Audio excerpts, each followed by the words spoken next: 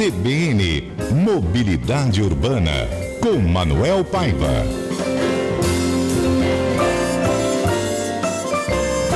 Manuel Paiva, bom dia, boa terça-feira, como tá? Tudo bem? Bom dia, Patrick, e você, como é que você está? Tá tudo certo, graças a Deus. Ao Luiz, aos ouvintes. Vamos lá, Patrick, nessa terça-feira ensolarada, um dia legal, um prenúncio de uma semana quente para a cidade, né? Bom, Manuel, é o seguinte, você vai falar para a gente hoje sobre as calçadas, né, que são parte importante da vida urbana. Inclusive, você vai trazer uma reflexão sobre talvez as pessoas terem que ver a calçada como parte importante da vida urbana e não só como um lugar de passagem rápida de pessoas, né? Mas antes de você trazer sua reflexão, queria te perguntar sobre um questionamento que sempre vem, né? De quem é a calçada, hein, Manuel? A calçada é do proprietário, do morador, ou seja, a calçada em frente à minha casa ou em frente à minha empresa, ela é minha ou ela não é minha? Ela qualquer pessoa pode estacionar, qualquer pessoa pode passar por ali, enfim. De quem é a calçada? A calçada é do povo, Patrick. A calçada é das pessoas que andam na cidade, né? A cidade, ela veio exatamente para recepcionar as pessoas, né? E tem uma grande reflexão.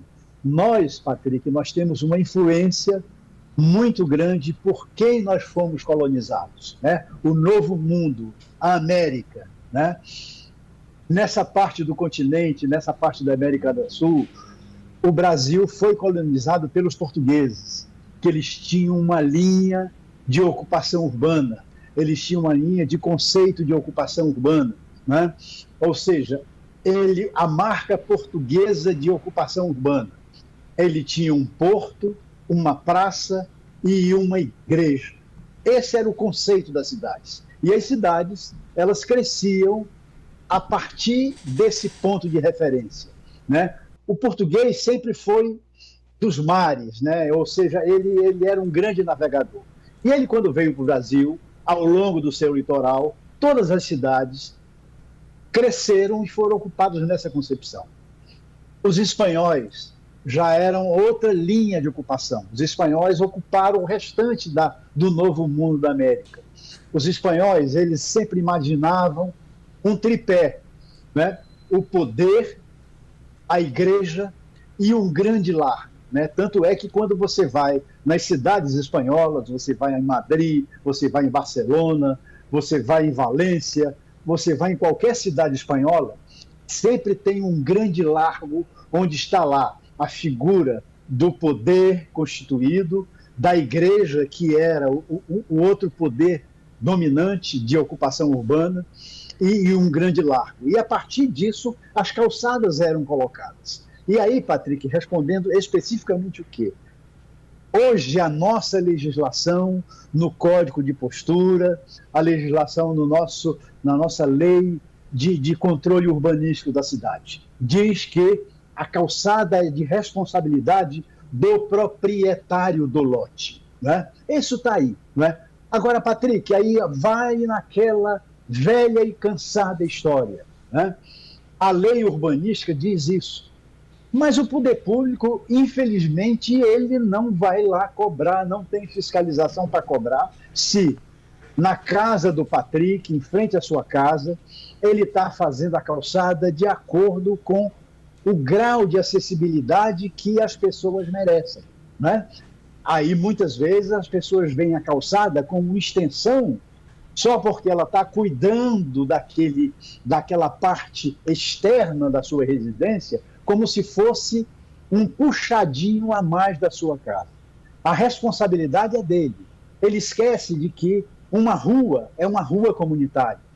A rua é feita para o andante comum, o deficiente, ele é feito para, exatamente, Patrick, para aquela pessoa que é de cadeira de roda, para o idoso, para a mulher grávida, para a pessoa com baixa mobilidade, os vizinhos, as visitantes, ou seja, para que ele possa conviver com acessibilidade inclusiva, universal, para que ele tenha facilidade. Muitas vezes a gente vê, Patrick, a calçada é colocada como prioritariamente para estacionar veículo.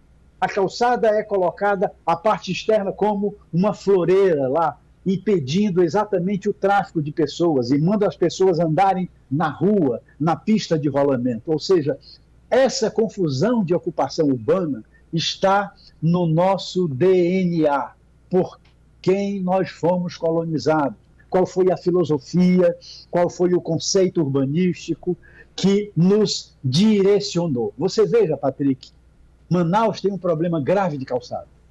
Não é só Manaus, é o Brasil como um todo, os municípios como um todo. Tem exceções. Eu vou lhe dizer um exemplo, Patrick. A Brasília, que foi concebida pelo urbanista e pelo arquiteto, nosso caso Niemeyer, e aquele conceito de ocupação urbana que tem lá, né? A cidade do automóvel, mas ela tem calçada, ela tem parque, ela tem área para se caminhar, ela tem ciclovia, ela tem espaço para o pedestre, espaço para a família, o parque de convivência. Qualquer outra cidade brasileira que remonta desde a ocupação portuguesa lá em 1500, ela tem as distorções de calçada estreita, ela acompanha a topografia do terreno, ela realmente não é feita para o pedestre, ela é estreita, ela não se preocupa com acessibilidade, com o acesso inclusivo, enfim, tem esse defeito que nós temos hoje. O bairro de invasão também, né?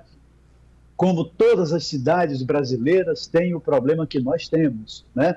Parte da nossa cidade, ela é um produto da invasão descontrolada, sem o controle urbano, sem o planejamento adequado, onde as vias foram feitas de uma maneira, sabe, depois que foi ocupado pelas residências.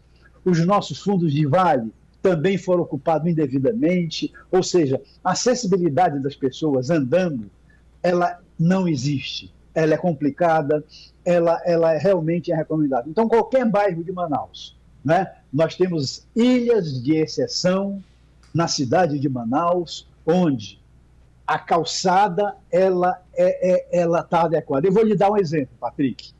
Calçada da Eduardo Ribeiro. É um exemplo de ocupação, de planejamento, quando lá atrás, no século XIX, nós pensamos em ocupar a cidade. Uma calçada larga, uma pista de rolamento largo. Eu vou lhe dar outro exemplo em Manaus, o bairro da Cachoeirinha, que era um bairro também planejado, também plantado nessa mesma época, né? Esse bairro, ele tem um passeio largo, uma calçada larga, ele tem canteiro central, tem uma pista de rolamento, ele tem afastamento lateral, ou seja, ele é amplo para ocupar, para aceitar o crescimento populacional que todas as cidades brasileiras passaram. Essa é a grande diferença. Ô Manuel, olha só que interessante, né? Quem está ouvindo a gente pode estar pensando assim, mas isso aí é questão de opinião, porque as pessoas precisam andar. Não, é lei, né, Manuel? Olha só que interessante.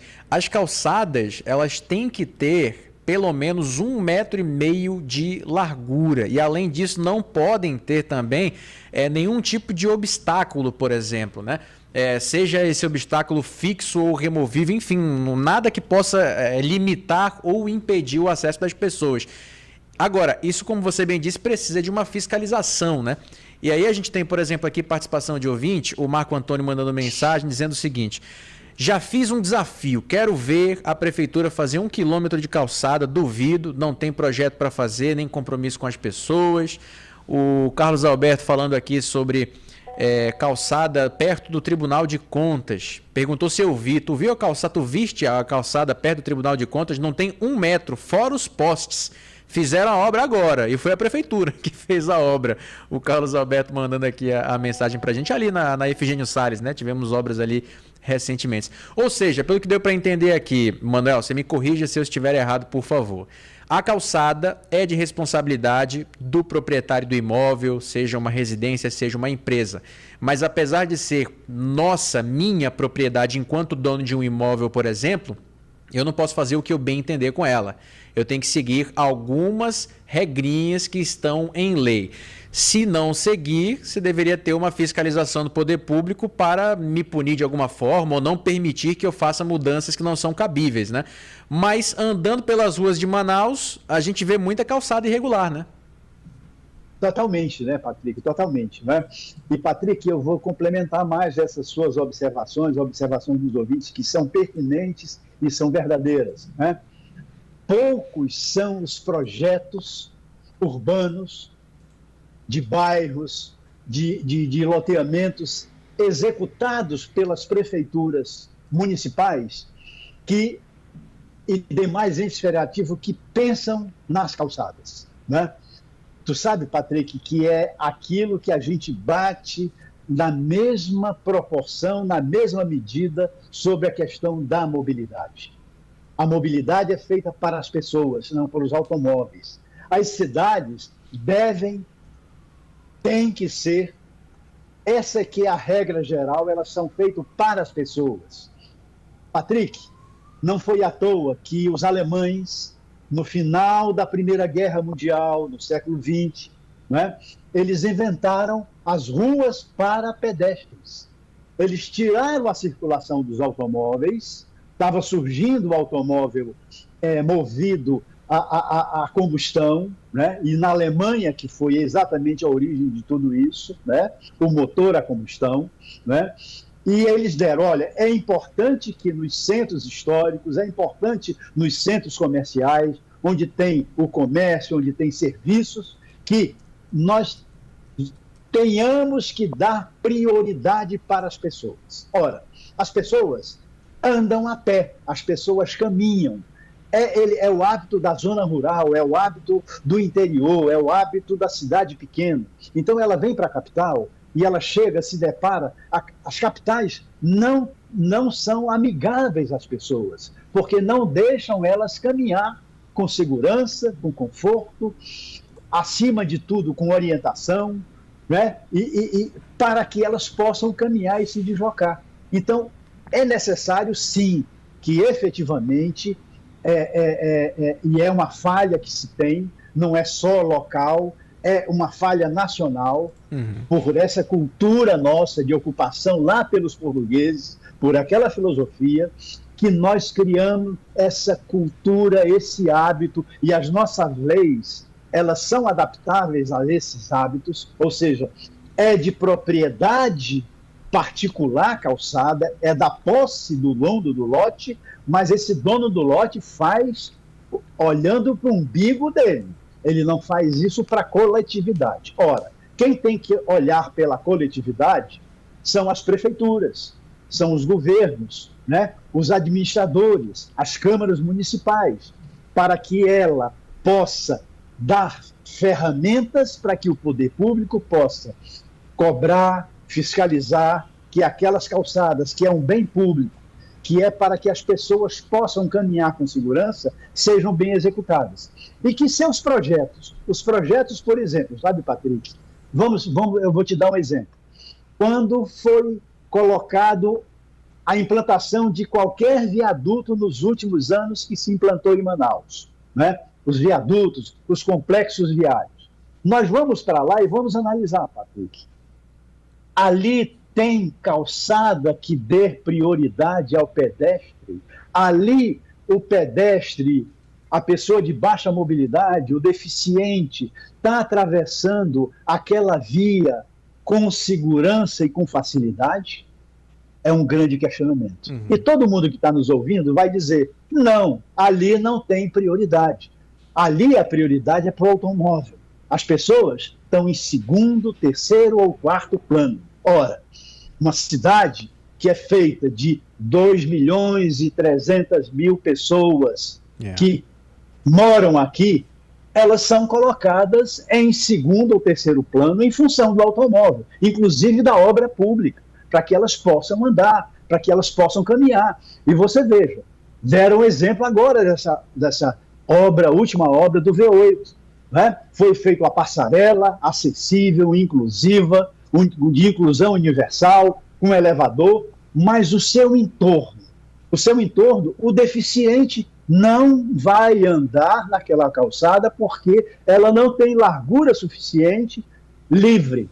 Porque no meio dela tem um poste, no meio dela tem uma árvore, no meio dela tem uma tampa de esgoto que não está nivelada. No meio dela tem uma depressão que não está nivelada longitudinalmente. Ou seja, esse efeito de um projeto público de facilidade para as pessoas.